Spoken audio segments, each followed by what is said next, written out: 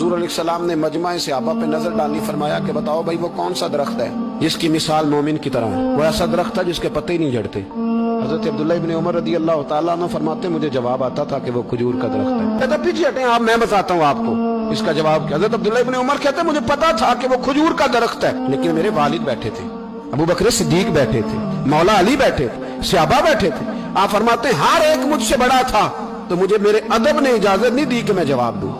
अल्लाह करे मेरी इस बात आपकी समझ में आए। सवाल का जवाब मुझे आता था, लेकिन अदब का तकाजा था कि मैं बड़ों की मौजूदगी में जवाब न दूं। हुजूर ने दोबारा पूछा, सहाबा खामोश रहे, तो फरमाया मैं बताऊं?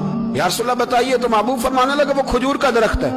नबी करीम ने हज़रत अब्दुल्लाह इब्न उमर की तरफ मोड़ के देखा, फरमाया मेरे गुलामों वो दरख्त है खजूर का।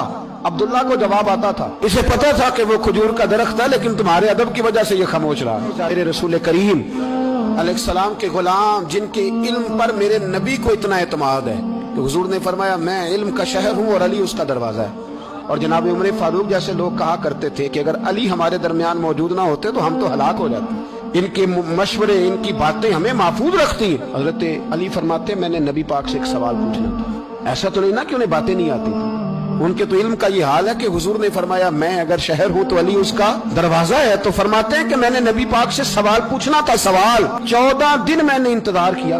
हर रोज मैं मस्जिद में जाता, घंटों बैठता, पर 14 दिन इंतजार किया। क्यों? फरमाते मेरे दिल में ख्याल आता था कि कोई और आए, वो वाला मसला पूछ ले तो मेरे वाली बात भी हल हो जाए, मुझे हुजूर से पूछना ना पड़े, कोई और पूछ ले ताकि मुझे ना पूछना पड़े। फरमाते हैं 14वें दिन एक बद्दू आया, उसने आके नबी करीम अलैहिस्सलाम से सवाल वो पूछा जो मेरे दिल में था। फरमाते नबी करीम जवाब उसे दे रहे थे और मेरी तरफ देख देख के मुस्कुरा